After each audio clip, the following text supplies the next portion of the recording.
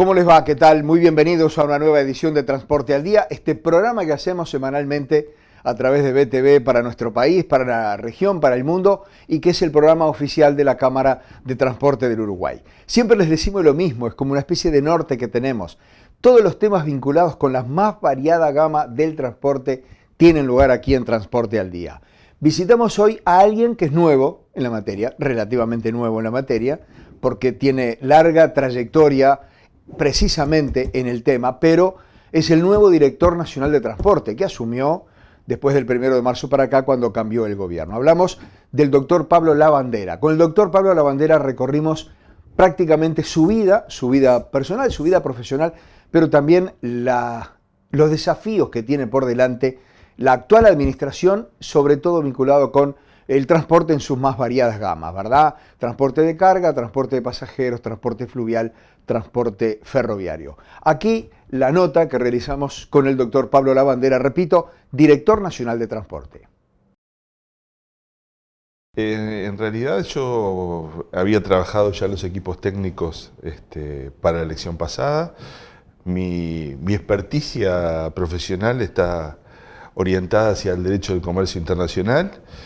En mi vida anterior me dedicaba a esas cosas y también fui durante varios años abogado tanto de CATIDU, que es la Cámara de Transporte Terrestre Internacional de carga, y de la Intergremial de Transporte en los últimos años. Eso me llevó a vincularme también al grupo de transporte, sin perjuicio de trabajar en el grupo de relaciones internacionales, y bueno, por una cosa por otra, cuando se da la victoria del Partido Nacional, me ofrecen este cargo y me pareció que era una buena oportunidad de hacer cosas. Uno siempre plantea, sugiere. ¿Cómo es para un hombre que trabajó casi toda su vida, Pablo, en la actividad privada, y le llega el momento de que le ofrecen algo que yo creo que es más allá de todo un gran honor, una distinción, etcétera, etcétera? Pero a veces uno se ha enterado que el que viene de la actividad privada y viene de la actividad pública pierde un montón de cosas, entre otras desde el punto de vista económico. A ver, sin duda, eso es así. Todo lo que dijiste es así. Es decir, yendo de atrás para adelante. Uno pierde lo económico, pero realmente es un honor, es una satisfacción. Yo tengo hijos de 20 y pico de años y lo que pienso, en dejarle un país mejor a mis hijos y a mis nietos.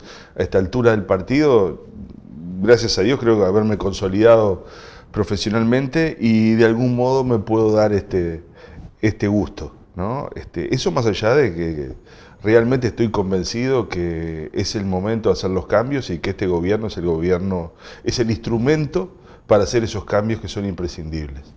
¿Qué grandes objetivos te trazás para el cargo? Digo, tenemos transporte fluvial, transporte de carga, transporte de pasajeros, ferrocarril, es decir, de alguna manera hay un montón muy omnicomprensiva la tarea. Por un lado, transporte de carga. Yo creo que de acuerdo a cada subsector me he planteado una serie de objetivos diferentes. En el caso, aparte son muy heterogéneos en cuanto a no solo la tarea, sino en cuanto a la composición empresarial también. Y eso de algún modo determina todo esto. En el caso del transporte de carga, la problemática que se trae históricamente, tiene que ver fundamentalmente con una vinculación muy fuerte con el sistema de remuneración al que está asociado a la carga, al transporte de carga. Uh-huh. Eso ha distorsionado y ha complicado la tarea del regulador, que es el Ministerio de Transporte.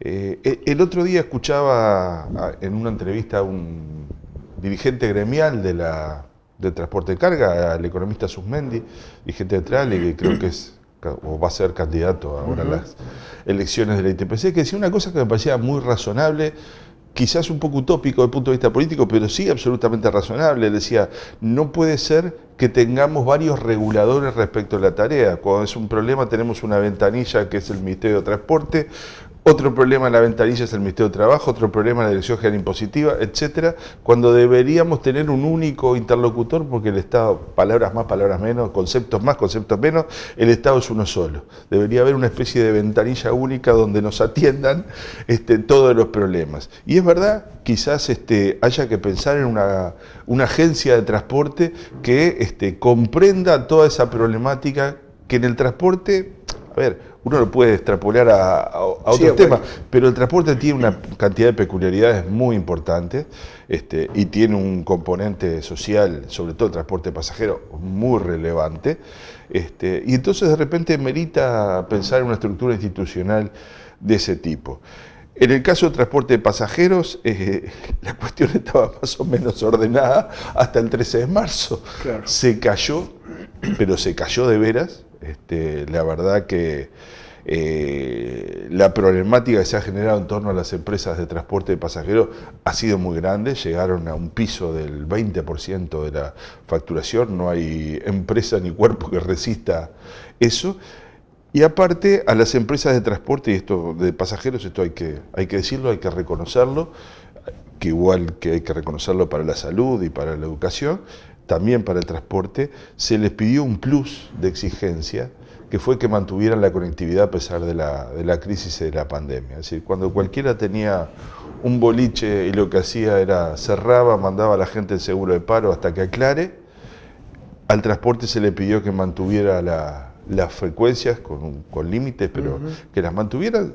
Y ahí también creo que pudo divisarse claramente cuál es el núcleo duro que utiliza transporte y la función social trascendente que tiene el transporte. Porque quienes viajaron en ómnibus en esa época, abril, mayo, sobre todo, eran aquellos que no tenían más remedio que ir a trabajar y no tenían más remedio que ir a trabajar en ómnibus. Y ese 20% quedó en evidencia que son auxiliares de la salud, servicios de seguridad del Estado y algunos funcionarios públicos. Ese núcleo duro está centrado en eso. Y cuando pase la pandemia, en este caso concreto, nos vamos a tener que plantear qué transporte queremos. Porque la demanda, la exigencia de la gente seguramente siga siendo la misma, pero la nueva normalidad del transporte no va a ser la misma. Es decir, no se puede sostener claramente un sistema en que la demanda sigue siendo del 100% y sin embargo esa demanda no se refleja en una utilización de los vehículos del 100%. Claro. No le podemos pedir a las empresas que se mantenga integralmente todo el sistema con una estructura o con una fotografía anterior, cuando de repente la facturación es de la mitad. Claro. Entonces, en esa, para no ser dramático, creo que no es reestructura, es reorganización del transporte. Nos vamos a tener que sentar todos los actores, el regulador, por supuesto, las empresas, por supuesto, los trabajadores también, porque esto va a tener incidencia inevitable en el ámbito laboral, claro. Y repensar una cantidad de cosas. Seguramente en algunas líneas se exija mayores frecuencias y en otras menos, pero va a haber un nuevo escenario que hay que estructurar y hacerlo a corto plazo. Transporte de carga, transporte de pasajeros. Después, si queda algo pendiente, vamos a volver sobre ellos. ¿Cómo no? ¿Qué otras áreas te...? Y bueno, después está transporte aéreo, que en este momento está muy limitado, transporte fluvial y marítimo, que de algún modo está empezando a replantearse, ha comenzado, más allá de algunos aspectos muy particulares, ha comenzado a reflotar con el tema buque-bus, hay alguna propuesta de gente que trabajaba en el ámbito, sustituyendo lo que era la cachiola, que pretende volver a instaurar algunas líneas, sí, hay una empresa argentina que está trabajando en ese sentido. Yo no tengo nada que ver con eso, pero es un viajecito, son viajecitos maravillosos. Sí, lo que sucede es que en este momento Claro, ese viajecito maravilloso, sí, es inviable. es claro, inviable. es como llevar el virus colgado, Claro, ¿no? claro, no, sí, claro. Pero bueno, Claro. son propuestas, a ver, por algo el espíritu empresarial Sí. va siempre un paso adelante. Adelante. ¿Tá? Y por otro lado, también lo que es transporte ferroviario, ahí la tarea de la dirección es más limitada, compartimos competencias y facultades con AFE y con lo que es la Dirección Nacional de Transporte Ferroviario acá en el Ministerio, que es una dirección que depende de esta. Claro, y el ferroviario que también está en plena expansión, ¿no? Sí, por supuesto. Es decir, toda esta movida de UPM y todo lo que implica las inversiones y el flujo de trabajo, el flujo de carga esperado, seguramente implique un crecimiento exponencial del transporte ferroviario, que se traslade también, por lo menos es de suponer, en alguna medida al transporte de pasajeros por tren. Para redondear este primer bloque, Pablo, y teniendo en cuenta que el gobierno actual, aunque parezca mentira, es muy parecido al anterior, es decir, había varios bloques políticos gobernando. ¿Cómo es la relación interna en el ministerio con el ministro, con los otros directores, siendo que de repente representan diferentes grupos? No, por suerte fantástica. Sí. En eso creo que seguramente toda la situación de la pandemia contribuyó a consolidar un grupo humano, un grupo de trabajo muy fuerte. La verdad que con el ministro y el subsecretario se trabaja fantásticamente bien. Ambos vienen del Parlamento. Claro. Muy respetuosos en cuanto a la... Espíritu componedor, seguramente siempre, Sí, ¿no? sin duda. Tanto el ministro Heber como el subsecretario Juanjo Olaizola son dos negociadores. Son dos negociadores y en esta tarea, eso, sobre todo en la interna, ¿verdad? Claro. Eso colabora muchísimo. ¿La ilusión es seguir o los 5 años o ir viendo? Dios dirá. La tarea es mucha, las ideas que uno pretende plasmar también son unas cuantas y veremos si el tiempo, la fuerza y las circunstancias colaboran, pero sí, por supuesto, uno vino para tratar de hacerlo mejor. ¿Me permitís una pausita? Sí, claro. Señores, hacemos una primera pausa aquí en esta charla que tenemos con el director nacional de transporte, Pablo Lavandera. Seguimos conversando de temas vinculados exclusivamente con el transporte. Espérenos, ya venimos con Transporte al Día.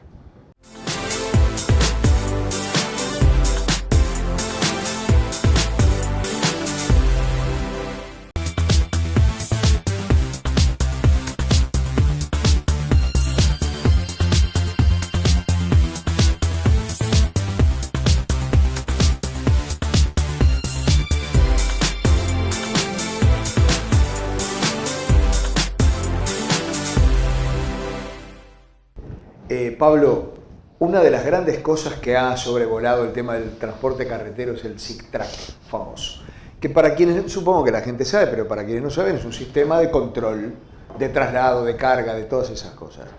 Es un tema muy debatido a la interna y a la afuera de los transportistas. ¿En qué situación se está? ¿Cómo puede avanzar eso? A ver, el SITRAC, como tú decís muy bien, básicamente es un sistema de control. El Poder Ejecutivo anterior, en un decreto de diciembre del 2017, si no recuerdo mal, puso en funcionamiento el SITRAC, pero sin embargo difirió su aplicación algunas etapas. Seguro. Estaba condicionado, esto funcionaba sobre esta estructura, es decir, se colocaba un dispositivo electrónico en los camiones que permitía medir o mensurar una cantidad de ítems, entre ellos la jornada laboral, quién conducía, quién no conducía, etc.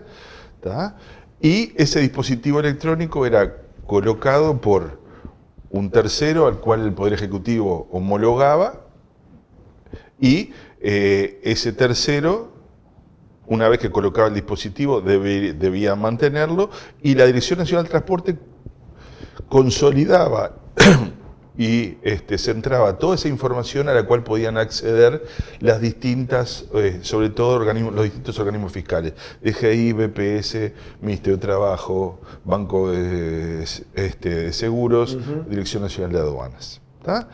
Ese dispositivo tenía un costo, ese costo lo iba a asumir el particular y era obligatorio de acuerdo a un cronograma que había establecido el Poder Ejecutivo. Después, por distintas circunstancias, se fue prorrogando, hubo algunas peripecias desde el punto de vista jurídico, porque no se había hecho la publicación del llamado a expresión de interés, etc.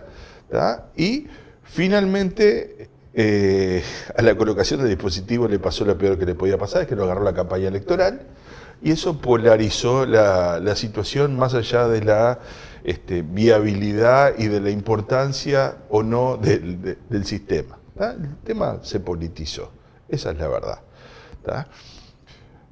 El Partido Nacional llegó diciendo claramente al gobierno que no iba a instalar ese CITRAC, o sea que no que se iba a ir hacia un régimen de informalidad, ni de falta ni de ausencia de control, sino que ese dispositivo tal cual estaba planteado no se consideraba el más conveniente.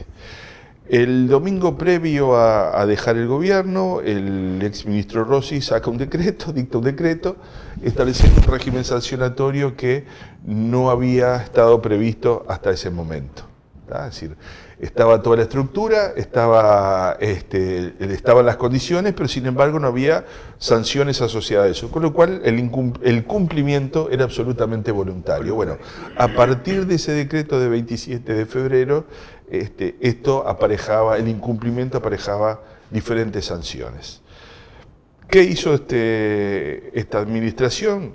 Bueno, a los efectos de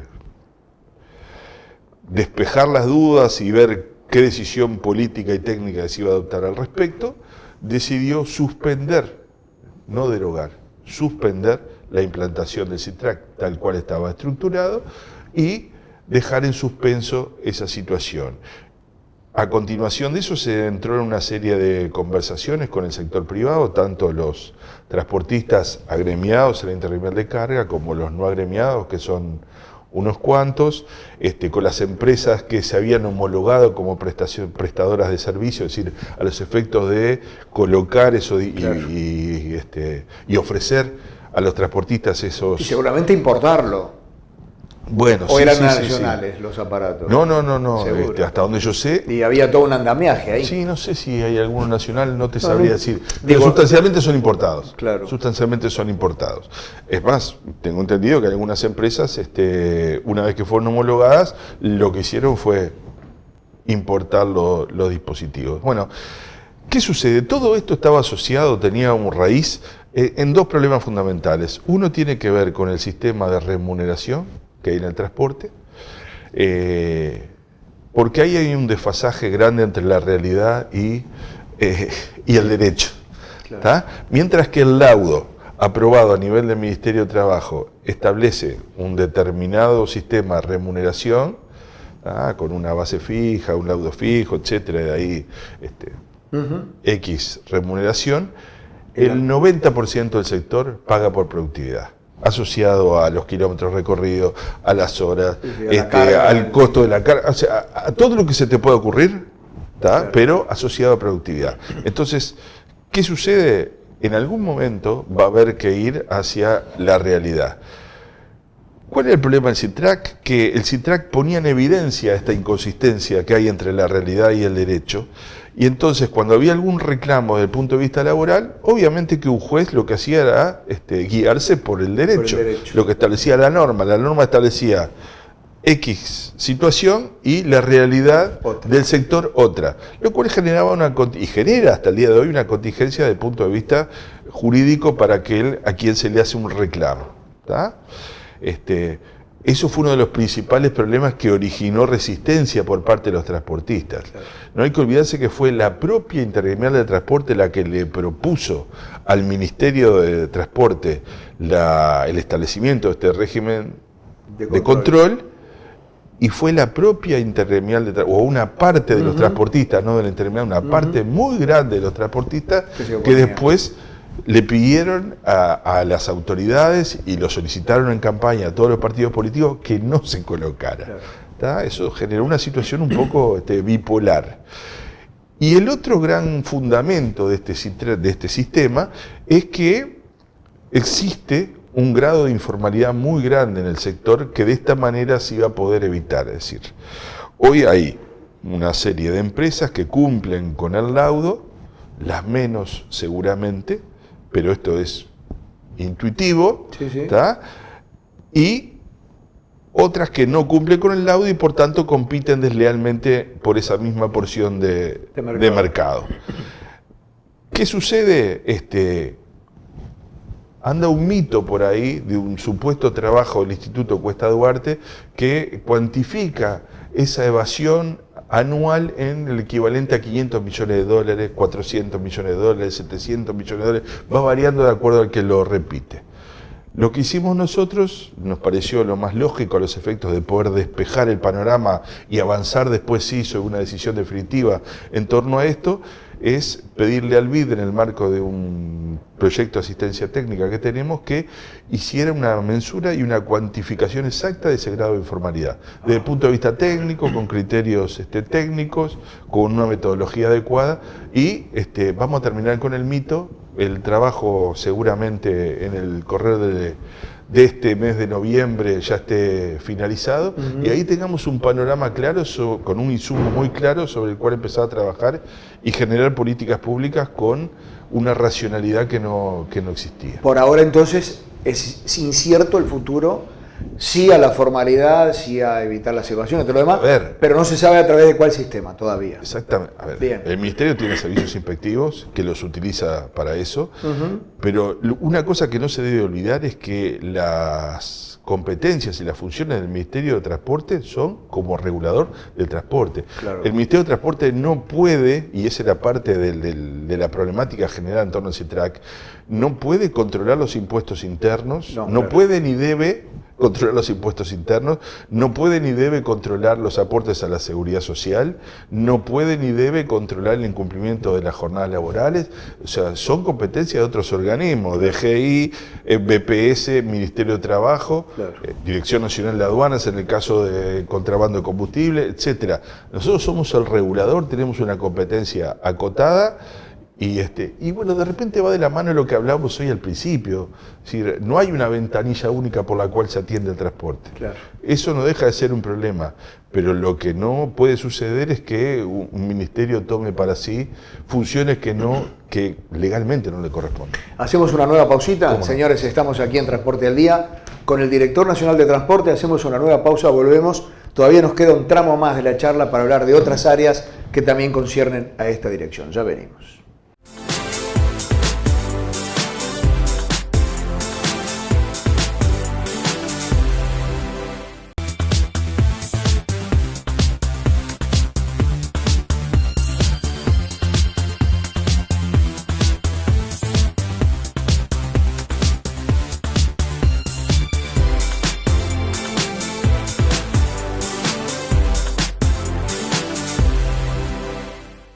Seguimos amigos aquí en Transporte al Día, este programa que hacemos a través de BTV semanalmente. Entramos en el tercer bloque del programa. Yo quiero hablar con el Director Nacional de Transporte del Transporte de Pasajeros, que hoy sobrevolamos un poquito, pero antes quiero redondear algo de lo que ya habíamos hablado antes y volvemos a hablar ahora.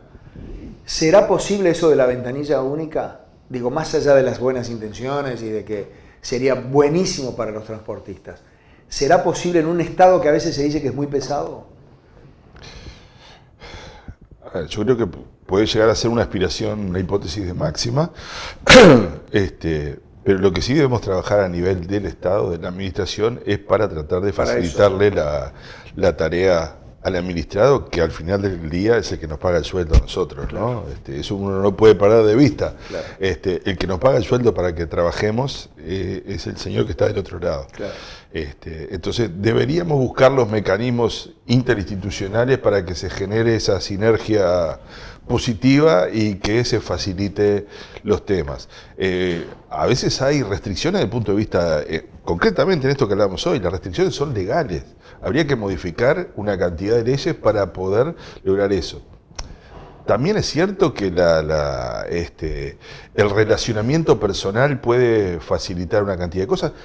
Y eso sucede, ojo, yo levanto el teléfono y hablo con el director nacional de trabajo por un determinado tema, él me llama a mí, lo mismo con el director de aduana, o sea, coordinamos, tenemos una relación personal incluso en algunos casos, y eso en definitiva coadyuva a que se dé esa situación. Ahora, lo esperable o lo deseable es que esto se institucionalice, claro, y de esa manera, claro, fluya de otro modo. Y que quede firme, ¿no? Sí. Mira, perdóname, ya que estamos en el... creo que, a ver, nosotros lo que tenemos que evitar es la incertidumbre. No el riesgo, porque digo, el empresario, asume. En el caso ahora estoy refiriéndome al transporte, ¿no? Sí. El empresario está acostumbrado al riesgo, convive con el riesgo. Pero el riesgo es, el riesgo es predecible. Claro. O sea, ¿qué es el riesgo? Vos estás seguro de que mañana va a pasar lo mismo que pasó ayer, aunque hoy sea distinto.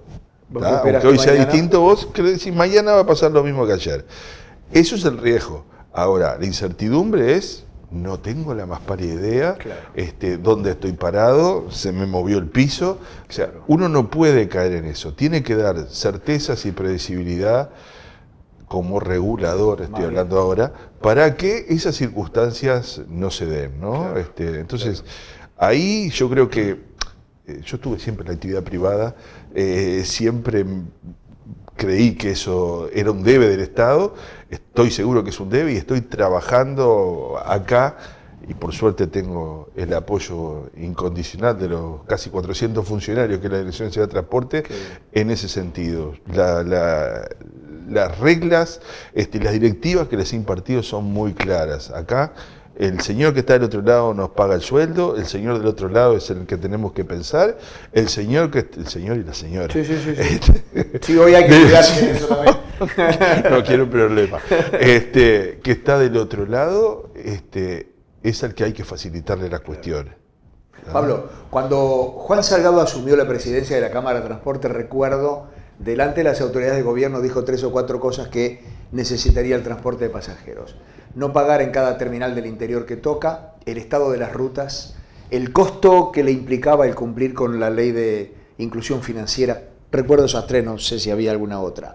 ¿Por dónde van esos temas? ¿Los tenés en mente? Sí, claro, sí, porque muchos de esos son un componente de los costos que se incluyen en la paramétrica para calcular la tarifa.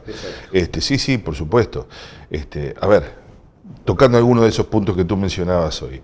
El caso de la inclusión financiera y el famoso POST, ¿qué sucedía antes de Cristo? Digamos, el 90% de los pagos se daban en efectivo, claro, con lo cual el costo era residual. Hoy en día está en el 70 y pico % del pago con tarjeta, con lo cual la incidencia, más allá de que han bajado las comisiones, pero la incidencia es mucho mayor proporcionalmente, que llega casi el 1% de la tarifa, la incidencia que tiene esto. ¿Tá? Con respecto a los toques, el toque de andén, etcétera, sí, es verdad, se ha generado un problema. Ahí hay otra circunstancia que es la autonomía departamental. Yo vi con horror en la campaña electoral a nivel departamental que todos los alcaldes ofrecían en su plataforma electoral una terminal. Una terminal con todo lo que eso conlleva, ¿no? El cobro, etcétera.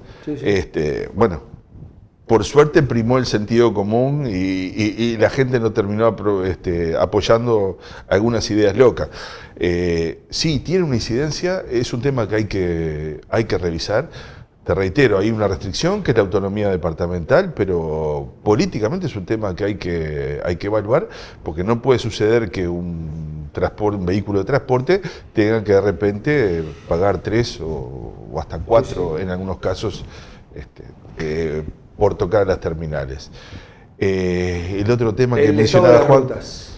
Bueno, ese no es mío. Es un gran tema, ¿no? Ese no es mío. Claro. Ese es un problema que no me atañe a mí. Claro, pero se está trabajando. Pero indirectamente... Sí. Se está trabajando en eso. se está trabajando, Es se un está tema trabajando bien. es un tema de nunca acabar, ¿no? Porque si hace una nueva se rompen dos o tres. Los costos aparte son claro. realmente Sí. impresionantes. Sí.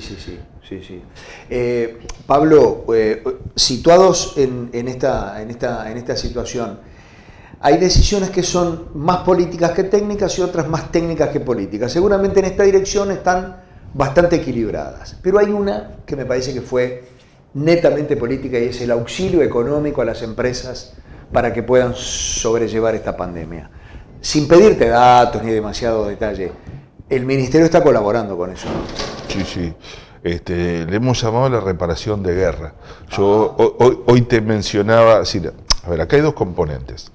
Yo te decía, se le pidió al transporte que mantuviera la conectividad, aun cuando en circunstancias normales con una racionalidad económica eso no se habría dado.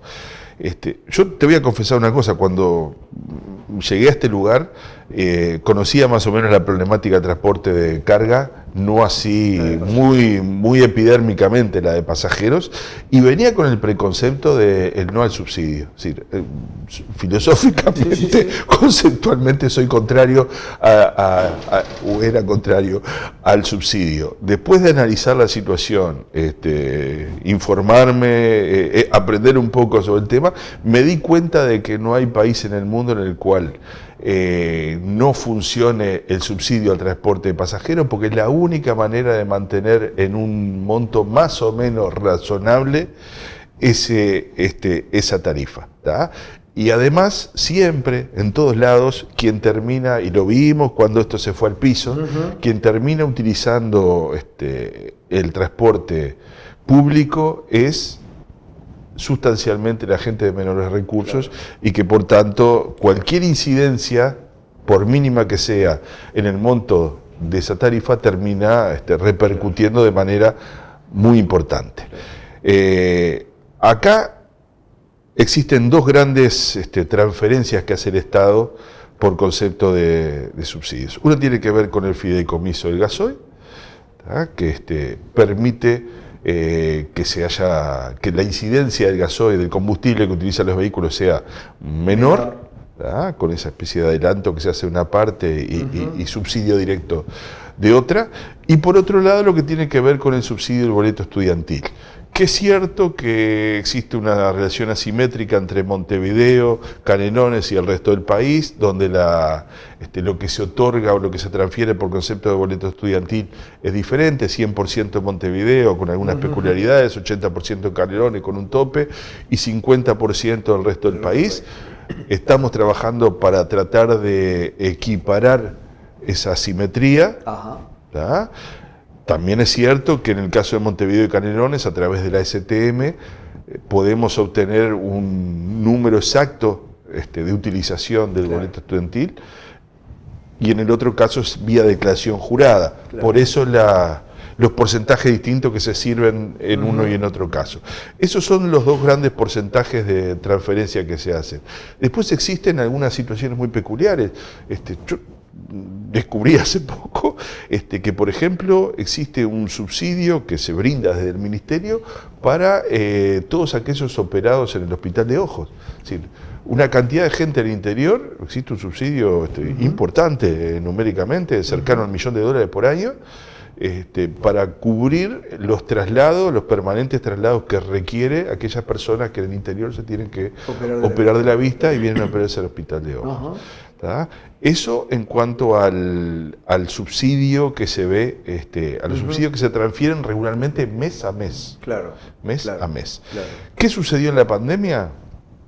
Dos cosas. Una, ni rodaron los kilómetros que tuvieron que rodar porque descendió abruptamente y por tanto el fideicomiso del gasoil no reflejaba la realidad, ni los chiquilines siguieron viajando los ómnibus porque no había clases. Porque no fueron. Sin embargo, lo que hizo el Ministerio fue establecer un monto fijo que era en base al histórico del año anterior, un 10, un 15% menos de acuerdo al mes, y se siguió pagando una especie de ficto hasta el día de hoy, y así esperamos que sea por lo menos hasta fin de año, para cubrir esa diferencia. Y además de eso, además de eso se brindó la reparación de guerra, lo que llamamos la reparación de guerra. Esto es auxilio. Montos fijos que tenían una finalidad, como finalidad sustancial, cubrir ese plus que a las empresas se les pidió.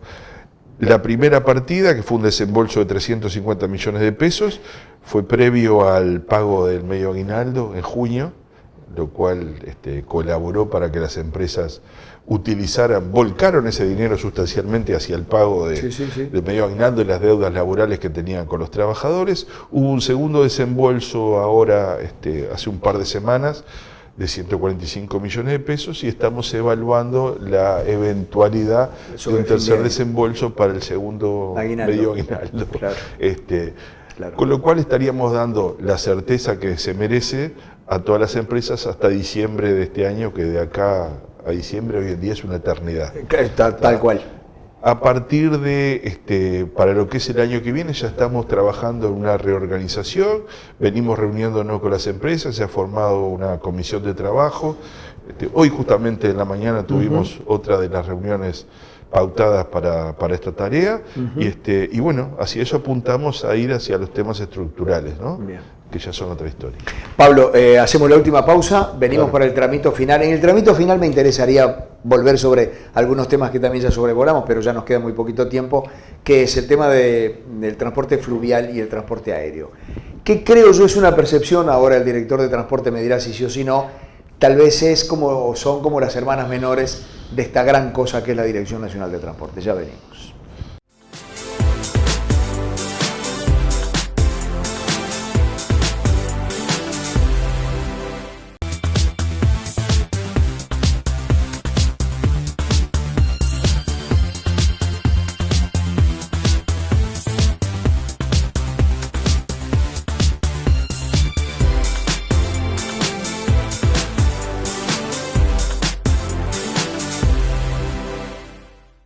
Bien amigos, seguimos, entramos en el último tramo, un pequeño tramo porque se nos fue un poco más largo el resto del programa, con el director nacional de transporte. Yo recién decía que tal vez el transporte fluvial y el transporte aéreo podrían ser, en la percepción que uno tiene de afuera, las hermanas menores. ¿No? No, de ninguna manera. No. Son tanto más relevantes de acuerdo a la época del año, muchas también, veces, claro. Y de acuerdo al momento. No. Claro. Es más, a ver, el transporte aéreo quizás es el que ha tenido un parate muy grande en este sentido. Sí, bueno, hay todo un proyecto de reestructurar desde el punto de vista institucional el tema de transporte aéreo. Hoy está la DINASIA dependiendo del Ministerio de Defensa y lo que es la regulación del transporte desde el Ministerio de Transporte. La idea es unificar todo eso en una única entidad administrativa, y estamos trabajando en ese sentido. Daniel Olmedo, el brigadier Daniel Olmedo, que es el director general de transporte aéreo, está llevando una tarea muy puntillosa en ese sentido. Y con respecto al transporte fluvial y marítimo, quizás lo más evidente son los viajes de buque-bus que se han retomado, que incluso se está, analizando la posibilidad de que se tengan un incremento. Y hoy te comentaba, hay alguna iniciativa de empresas argentinas que estaban cubriendo el tramo Tigre-Palmira y Carmelo-Tigre, que quieren, antes de la pandemia lo hacían y ahora quieren retomar con un plan piloto en noviembre, y si las condiciones económicas y operativas lo permiten, incrementar los viajes a partir de diciembre. Veremos qué sucede, hay mucha incertidumbre ahí. Podría, para terminar, el viejo sueño de muchos montevideanos o de muchos uruguayos de un barquito que une el cerro con la bahía, puede ser un sueño eso, podría ser factible, talenteando, ¿no? No hay... Calculo yo que no hay ni siquiera estudios de factibilidad ni nada por el estilo. Que yo conozca, no quiere decir que no existan. Claro, yo creo que no. No lo sé. ¿No estaría bueno? Sí. Lo primero que debería aparecer es el inversor. Claro, y que esa inversión sea, claro. Y que pone el barquito. El que ponga el barquito, haga el trayecto y después el regulador controlará lo que tenga que controlar. Ahí no vamos a ir a molestar nosotros. Pablo, muchísimas gracias un gusto para por mí. Habernos recibido acá. Felicitaciones por el programa. Muchísimas gracias y estamos a la orden. Gracias. Bien amigos, hasta aquí nuestro programa de hoy. Los invitamos para la semana que viene a través de BTV para compartir otra edición de Transporte al Día, este programa de la Cámara de Transporte del Uruguay. Muchísimas gracias por la atención de hoy. Será hasta la semana que viene.